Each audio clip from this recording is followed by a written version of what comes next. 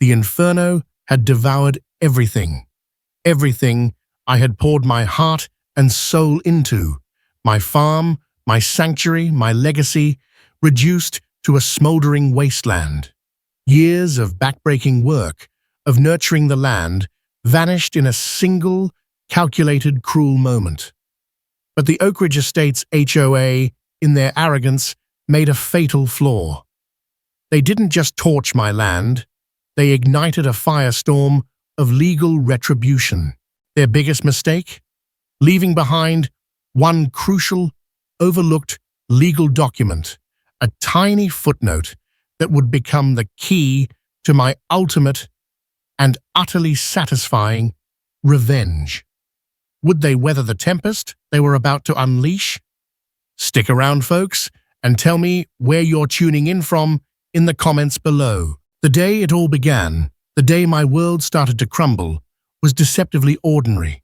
I remember it with a painful clarity.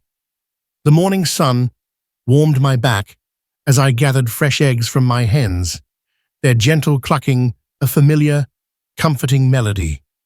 Those chickens were more than livestock. They were practically family. After 5 years on my modest farm, my 6 acres of pure bliss nestled just outside the Pine Creek city limits, I had created a haven. I grew the most succulent tomatoes you could ever imagine, kept 15 happy, clucking hens, and even had 2 mischievous goats, Nibbles and Patches, who helped keep the grass neatly trimmed. My grandfather, a man of the soil himself, had bequeathed me this land, and I, in turn, had transformed it into the farm of my dreams, the kind of place where fireflies danced at dusk, and the air hung heavy with the sweet scent of fresh earth and blooming wildflowers. I was there first.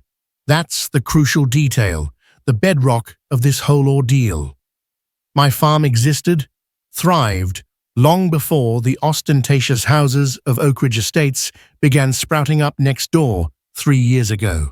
These McMansions, with their impeccably manicured lawns and cookie-cutter mailboxes, were a stark contrast to my weathered barn and vibrant vegetable gardens. But initially, we coexisted peacefully enough, until Brenda Thompson moved in. "Is that your rooster making that god-awful racket at 5 a.m.? Those were Brenda's first words to me. No hello, no neighborly introduction, just a pinched-face complaint about my beloved animals. She stood stiffly at our property line, clad in pristine white pants and a blouse that likely cost more than my entire monthly grocery bill.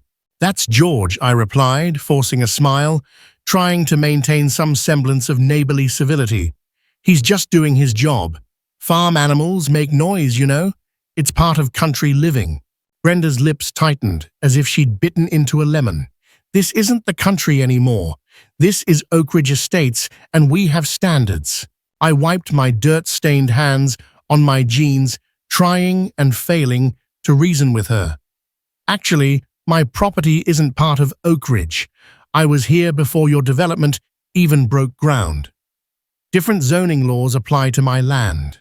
She squinted, her gaze sweeping dismissively over my chicken coop, my vegetable garden, and the small, well-maintained compost pile near the fence. "We'll see about that. I'm on the HOA board now, and we don't allow unsightly farm activities that lower our property values." I should have taken her threat more seriously. I truly should have.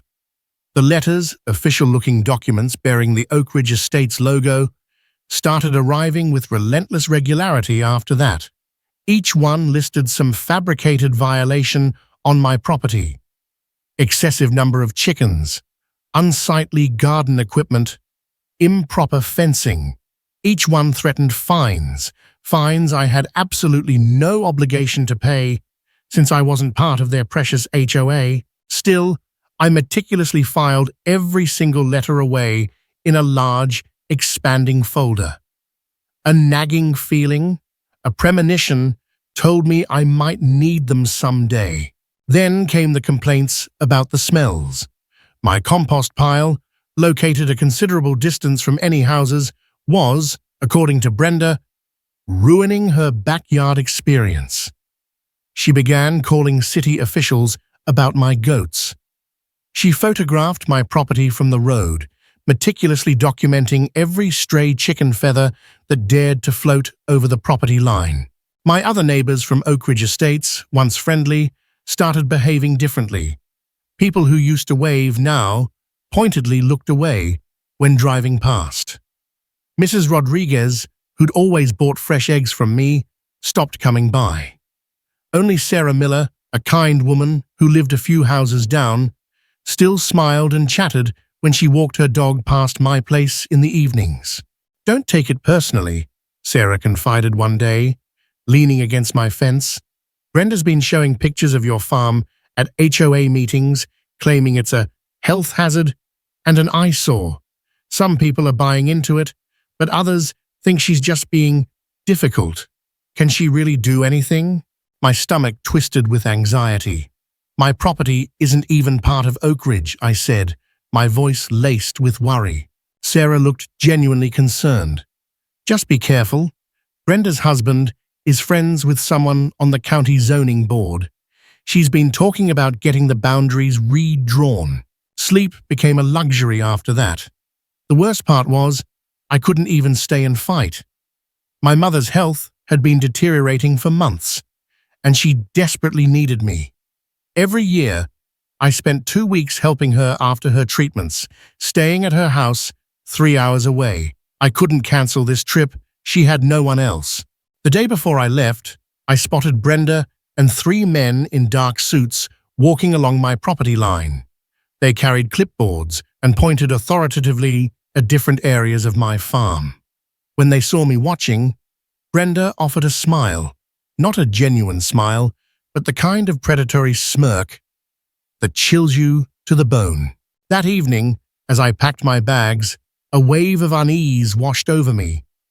I took extra precautions. I asked my friend Carlos to check on my animals daily. I installed 2 security cameras, strategically positioned to monitor the property line and the main areas of the farm. I even called the sheriff's office, informing them of my concerns about potential trespassing. "Don't worry so much," Carlos said reassuringly as he helped me load my truck the next morning. "What's the worst that could happen in 2 weeks?" As I drove away, I glanced in my rearview mirror. Brenda stood at the edge of her driveway, phone in hand, her gaze fixed on me. The sun glinted off something in her garage, what looked like large, red containers lined up against the wall. If only I'd turned around right then. If only I'd stayed. But my mother needed me, and I had no inkling that those 2 weeks away would cost me everything I held dear. What fresh hell awaited my return? I knew with a sickening certainty that something was terribly wrong the instant I turned onto my road. The sky was hazy, smudged with a grimy gray, like a child's drawing gone wrong. And that smell, acrid, pungent, like a massive campfire, but far, far worse. My stomach plummeted, a lead weight in my chest, as I pressed down on the accelerator, urging my old truck to go faster. The closer I got to home, the stronger the burnt smell became, the more intense the dread. I gripped the steering wheel so tightly my knuckles turned white, bone white against the worn leather. "No, no, no," I whispered, a desperate prayer against the mounting horror, a prayer that went unanswered. When my farm finally came into view, I slammed on the brakes so hard the truck skidded, tires screaming in protest. I couldn't breathe. I couldn't process what I was seeing. The vibrant, thriving garden I had meticulously cultivated, seed by seed, was gone. The chicken coop, sturdy and lovingly built with my own 2 hands, was destroyed. My small red barn, where I stored all my tools, my feed, my memories, reduced to a blackened, skeletal frame against the smoke-filled sky. Everything was gone. Just piles of ash, smoldering wood, and twisted metal where my life's work, my passion, my sanctuary had stood just 2 short weeks ago. I leaped out of the truck, leaving the door hanging open, and stumbled towards what used to be my chicken coop. The acrid smell of smoke stung my nostrils, burned my throat. "Henrietta! Clucky! Ruby!" I called out, my voice cracking, a desperate, futile hope clinging to the names of my beloved hens. Only silence answered, the silence of devastation. I fell to my knees in the warm ashes, the gritty residue staining my jeans. 5 years. 5 years of dawn-to-dusk labor, of aching muscles and sun-kissed skin, of nurturing life from the earth, all obliterated. The vegetable stands, where local families would come to buy fresh, organic produce, were charred remnants. The special area where I grew vibrant flowers for the farmer's market, nothing but scorched earth and ash. My house, miraculously, still stood at the edge of the property, untouched by the flames. But what good was a house, a shell, when everything that had made this place a home was reduced to ashes? I heard the crunch of tires on my gravel driveway. A pristine white SUV, the kind that looked like it had never encountered a speck of dirt, pulled up. Out stepped Brenda Thompson, looking as impeccably put together as ever, in spotless white pants and a crisp blue blouse that probably cost more than my monthly feed bill. She wasn't distraught. She wasn't shocked. In fact, was that a faint smile playing on her lips? Behind her emerged a balding man in an expensive-looking suit, carrying a leather folder under his arm. He walked with the self-assured swagger of someone accustomed to getting his way, no matter the cost. "Well, well," Brenda said, her voice dripping with a sickeningly sweet satisfaction, surveying the destruction with what seemed like pleasure. "Looks like the farm problem has been taken care of." My mind reeled. I couldn't comprehend what I was hearing. "What do you mean, taken care of?" I stammered, my voice breaking as I gestured wildly at the ruins around me. "This is my property, my life." The man cleared his throat, stepping forward with an air of condescending authority. "Allow me to introduce myself.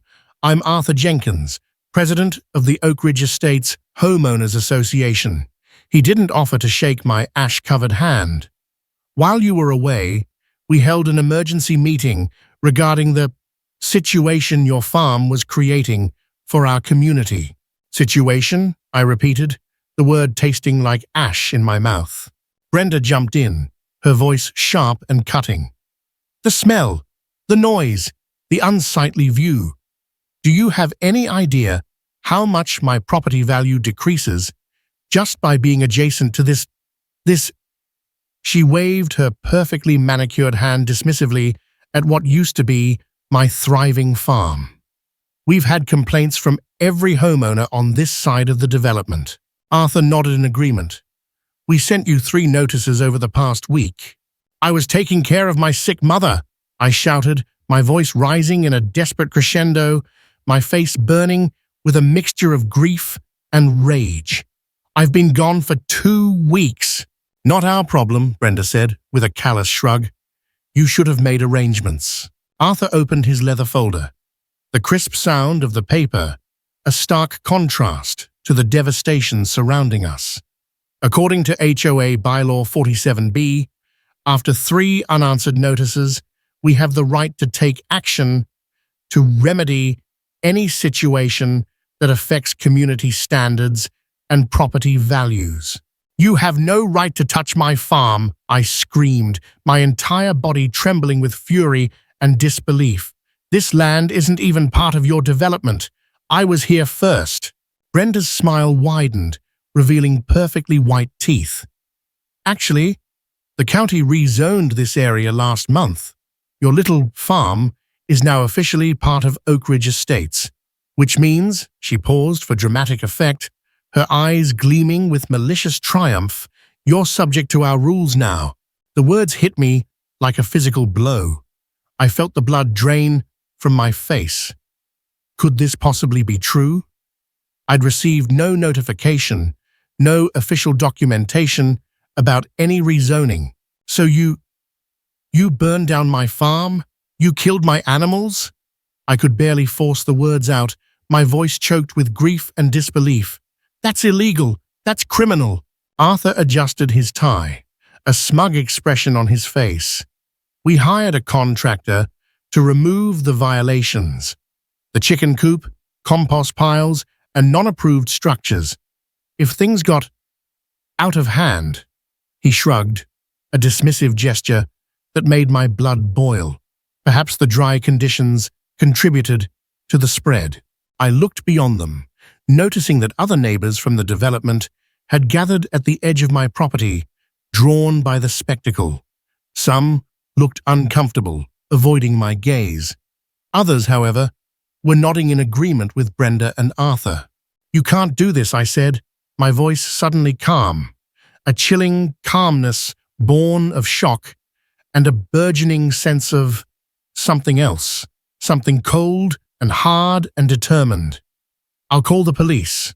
Go ahead, Brenda said, her voice dripping with confidence. We have all the paperwork. We followed the rules. I started to say something else, to unleash the torrent of rage and grief building inside me, when a glint of metal caught my eye. There, amidst the ashes, near what used to be the edge of my garden, I saw it. My property survey marker, the one the county had placed years ago when I first bought the land. It was still firmly planted, untouched by the fire, in its original spot. A tiny spark of hope, a flicker of defiance, ignited within me. If the marker was still there, in its original location, then maybe— I think you should leave now, I said quietly, my voice steady, not wanting them to see the glimmer of understanding, of possibility in my eyes. Brenda laughed, a harsh, grating sound. Or what? You'll sick your chickens on us? Oh wait, you can't. Something inside me snapped. I stood up straight, my shoulders squared, and looked her directly in the eyes. You've made a huge mistake, Brenda, and you're going to regret it. For just a fleeting second, I saw a flicker of uncertainty, of fear, cross her face. Then Arthur put his hand on her arm, guiding her back towards the pristine SUV. We'll give you some time to process this. You have 30 days to bring the rest of your property into compliance with HOA standards. The rulebook is in your mailbox. As they drove away, I watched the other neighbors slowly disperse, drifting back to their perfect houses, their perfect lawns. All except one, Sarah Miller, who hesitated, looking back at me with what seemed like genuine sorrow, genuine empathy in her eyes. I turned away, my gaze drawn back to that survey marker, glinting stubbornly in the afternoon sun. Something wasn't adding up. Something about this rezoning story felt wrong. And I was going to figure out what it was, even if it was the last thing I did. The acrid smell of smoke still clung to my clothes, a constant sickening reminder of the devastation, as I sat hunched over a mountain of papers in my living room. My eyes burned, gritty from crying and lack of sleep. 3 days.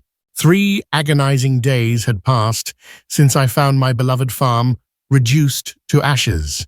3 days of simmering rage and crushing heartbreak that kept me awake, fueled by black coffee and a desperate burning need for answers.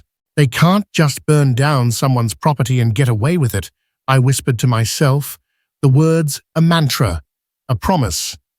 I flipped through another county zoning document, my fingers trembling with exhaustion and a growing sense of something else, something akin to hope. And then I saw it. On page 43 of the county records, buried in the dense legalese, a detail that made my heart leap. The boundary line. The recent rezoning that Brenda had so smugly mentioned, it didn't include my entire property. I jumped up, knocking over a stack of papers.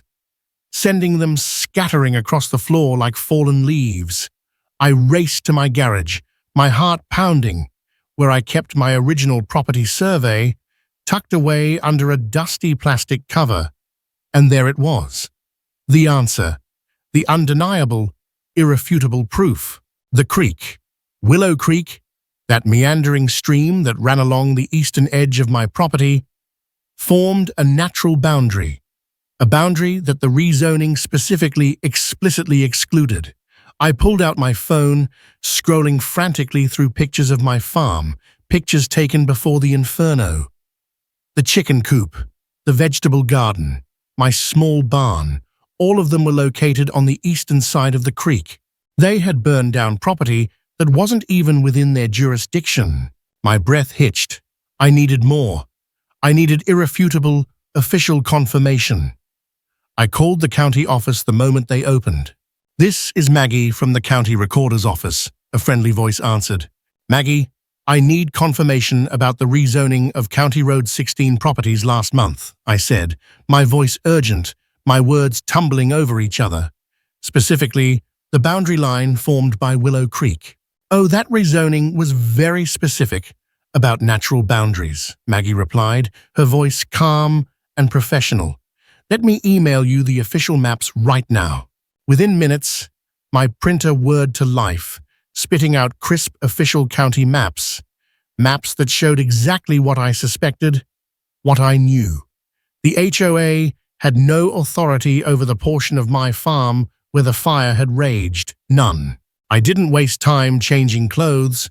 Still in my wrinkled t-shirt and ash-stained jeans, I grabbed my documents, my evidence, and drove straight to the county sheriff's office. "I'd like to report illegal destruction of property," I told the deputy at the front desk, my voice shaking with a mixture of anger and adrenaline. His eyes widened as I explained what had happened, as I spread out the maps, the survey, the HOA notices, the damning evidence. "Ma'am, this is serious," he said, his voice grave, calling over another officer. "We need to take your statement and these documents." 2 hours later, I walked out with a case number and a promise of a thorough investigation. But I wasn't done. Not by a long shot. I knew the Oak Ridge Estates HOA held their monthly meetings on Thursday evenings, and today was Thursday. I stopped at the copy shop, making multiple duplicates of all my documents. Then I drove home, showered, and changed. Tonight was crucial. I put on my best jeans and a clean, crisp button-up shirt, nothing fancy, but respectable. As I combed my wet hair, I rehearsed what I would say, the words burning in my mind. At precisely 7 p.m., I walked into the Oak Ridge Estates Community Center. About 30 people sat in neat rows, facing a long table where Brenda and Arthur sat with 3 other board members. Brenda was in the midst of complaining about someone's unapproved mailbox color, her voice dripping with self-importance, when she spotted me. "This is a private meeting," she snapped, cutting herself off mid-sentence, her eyes narrowing. I smiled, a slow, deliberate smile, and walked to the front of the room. "Actually, as a property owner affected by HOA decisions, I have the right to attend." Arthur cleared his throat, his face flushing slightly. "We hear from non-members at the end of the meeting." "What I have to say can't wait," I replied, my voice steady, calm, despite the pounding of my heart. I turned to face the assembled homeowners. "Did you all know that your HOA illegally burned down my farm, and that you might be personally liable for the damages?" The room fell silent, utterly, completely silent. I could hear the hum of the air conditioning, the faint rustle of clothing. "That's not true," Brenda shrieked, her face turning a mottled red. "Your property was rezoned." "Only partially," I interrupted, pulling out my maps, my evidence. I unfolded them dramatically on an empty chair in the front row. "The official county rezoning specifically excludes the eastern portion of my property, where Willow Creek forms a natural boundary. Everything east of the creek, which included my chicken coop, my garden, my barn, remained outside your HOA's jurisdiction. Murmurs rippled through the room. A man in a blue polo shirt stood up, peering intently at my maps. Arthur's face, once smug and self-assured, had paled considerably. We followed the zoning maps provided to us," he stammered, his voice lacking its usual authority. I pulled out another paper, the hand-drawn map, the one with Brenda's signature scrawled at the bottom. This isn't an official document. It's completely, deliberately wrong." The murmurs grew louder, escalating into a low, rumbling discontent. Sarah Miller, the kind woman who lived a few houses down from Brenda, stood up, her voice clear and strong. "Arthur, did you actually verify the boundaries before authorizing this atrocity?" she demanded. "Of course he did." Brenda jumped to her feet, her designer bracelet jangling, her voice shrill.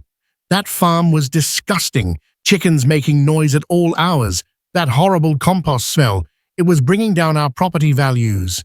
"Property values don't override the law," I said, calmly, my voice cutting through the rising tension.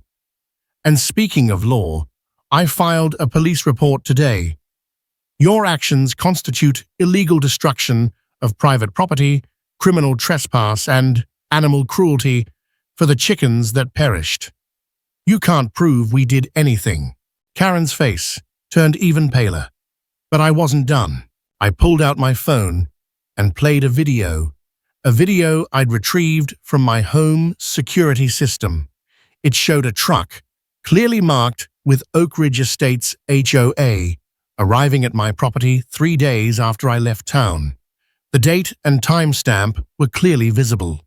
"I have more footage," I said quietly, my voice laced with steel, "and I've already spoken with 3 reporters who are very interested in how an HOA could make such a serious mistake." Sarah Miller walked to the front of the room, her expression resolute. "I motion to immediately suspend any board members involved in this decision, pending a full investigation." "Second," called out the man in the blue polo shirt. Brenda's face had gone from red to white to a sickly shade of green. "You can't do this. We were protecting our community." Arthur raised his hand weakly. Perhaps we should consult our attorney." "Too late," I said, my voice ringing with a quiet triumph. "My attorney will be contacting yours tomorrow. And just so you know, she specializes in property disputes and HOA overreach. She hasn't lost a case in 6 years." I gathered my documents, my evidence, as the meeting dissolved into chaos. Some residents were shouting at Brenda, their voices filled with anger and disbelief. Others were peppering Arthur with questions he couldn't answer. I walked calmly towards the exit, a sense of grim satisfaction washing over me. But Sarah caught up with me, her hand touching my arm gently. "I'm so sorry about your farm," she said, her voice filled with genuine remorse. "Not all of us are like Brenda." "Thank you," I replied, my voice softening. "But this isn't over. They destroyed something precious to me, something irreplaceable, and they need to make it right." As I drove home, my phone rang. The caller ID showed County Sheriff's Office. "Ma'am," the deputy said when I answered, his voice serious, "we found something interesting in the fire inspector's report. The blaze wasn't started by the HOA contractors. Someone used gasoline to accelerate it. We're treating this as possible arson." My hands tightened on the steering wheel. Arson. Who would do such a thing? But deep down, I already had a sickening suspicion. What else would the investigation uncover? And how far had Brenda really gone to get rid of my farm? I woke up to the insistent buzzing of my phone, a relentless vibration against the bedside table. 20 missed calls. The first one was from Sarah Miller. "Have you seen the news?" she asked, her voice breathless with a mixture of shock and outrage when I called her back. "Your farm is the top story on every channel. People are furious about what the HOA did." I turned on the television, my hands trembling. And there it was, my burned farm. A stark, heartbreaking image splashed across the screen. The reporter stood right where my chicken coop used to be, his voice somber and filled with righteous indignation. Local farmer returns home to find property destroyed by neighboring HOA, in what legal experts are calling a clear case of overreach, and possibly criminal action, the reporter intoned. My doorbell rang. Another reporter, this one with a camera crew in tow, stood on my porch. "Can you tell us how it felt to see your farm destroyed?" she asked, shoving a microphone in my face, her expression a mixture of professional curiosity and barely concealed excitement. The news spread like, well, wildfire. By noon, my quiet country road was lined with news vans, their satellite dishes pointing skyward like accusing fingers. My phone wouldn't stop ringing. Neighbors I'd never even met called to offer help, to express their outrage. Someone started an online fundraising campaign for me, and it hit $10,000 in just 3 hours. I sat at my kitchen table, numb with exhaustion and a strange, surreal feeling of detachment, with my cousin Janet, the attorney. She spread out maps and documents, her brow furrowed in concentration. "The HOA messed up big time," she said, circling the creek on the map with a red pen. "This natural boundary is clearly marked in the rezoning paperwork. It's the limit of their control. Everything east of the creek, which includes most of your farm, was never under their authority. So they burned down the property and destroyed improvements they had absolutely no right to touch. And that's not just a civil issue," she continued, her voice hardening. "That's criminal destruction of property." Janet helped me file a lawsuit, a scathing indictment naming the HOA, Arthur, and Brenda personally. The sheriff delivered their court papers that same afternoon. I watched from my window as Brenda received hers. She threw a tantrum right there on her perfectly manicured front lawn, screaming that I was the one breaking the rules, not her. That evening, my phone rang again. It was Tom Baker, who lived 3 houses down from Brenda. "You need to see something," he said, his voice hushed and urgent. "I have security cameras that point toward your property. I caught something disturbing." Tom sent me a video clip. The timestamp showed 6 a.m. on the day my farm burned down. A familiar white SUV parked near my property line. Brenda got out, carrying something in her hands. "Was that a gas can?" "I didn't think much of it at the time," Tom said, his voice shaking slightly, "until I heard what happened. I've already called the police." Before I could fully process this, someone knocked on my door. It was Arthur, looking haggard, like he hadn't slept in days. "The HOA board had an emergency meeting," he said, his voice shaky, defeated. "They've removed me as president. Everyone's panicking about your lawsuit." "They should be," I replied, my voice cold and hard. Arthur looked down at his shoes, his shoulders slumped. They want to settle. They're offering $50,000 to rebuild." I laughed, a harsh, bitter sound. "My attorney says this is worth 10 times that amount." "Please," Arthur begged, his voice cracking. "Many homeowners had nothing to do with this decision. They'll lose their homes if you push this. You should have thought about that before burning down my farm," I said, my voice unwavering. Arthur wiped sweat from his forehead, his eyes filled with a desperate plea.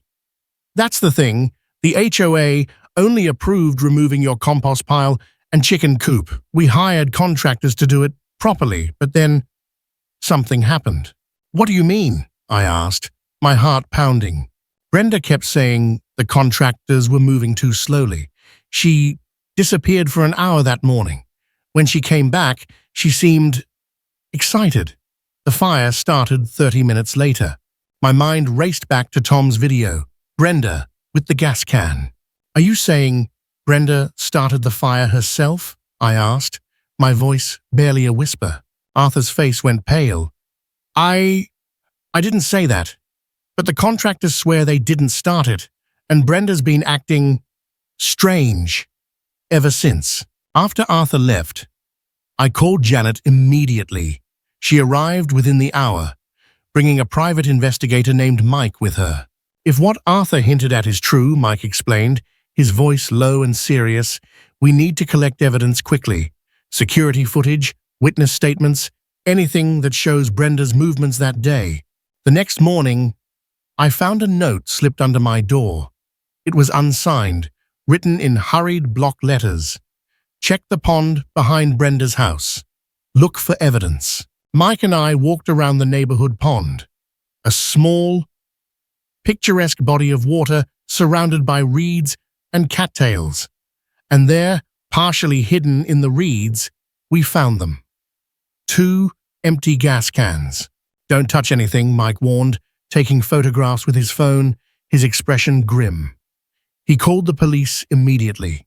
That afternoon, the police obtained a search warrant for Brenda's home and car.